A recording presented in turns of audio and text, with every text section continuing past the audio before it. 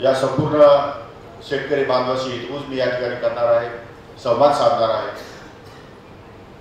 आणि त्यातून कलेक्टिव्हली ज्या काही सूचना घेतल्या त्याचा जास्तीत जास्त धोरणामध्ये समावेश कसा करता येईल तोही विचार आहे। कुठेतरी शेतकऱ्याच्या जीवनामध्ये स्थिरता निर्माण झाली पाहिजे आणि म्हणून नवीन तंत्रज्ञान,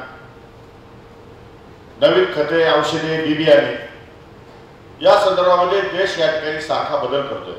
निसर्गात बदल होत आहे, आपल्या तंत्रज्ञानामध्ये बदल होत आहे, आपणही बदल करतोय। अनेक प्रकारचे बदल या ठिकाणी आपल्या समोर आहेत, परंतु यामध्ये शासनाची एक जबाबदारी आहे, विद्यापीठाची जबाबदारी आहे की शेतकऱ्याला लागणारं ज्ञान, तंत्रज्ञान, बियाणं याची सुलभता आणि याचं उच्च प्रतीचं या ठिकाणी उत्पादन कसं घेता येईल या संदर्भाचं ज्ञान, नॉलेज हा शेतकऱ्यांच्या शेवटच्या वर्गापर्यंत या ठिकाणी पोहोचवलं पाहिजे, गेलं पाहिजे।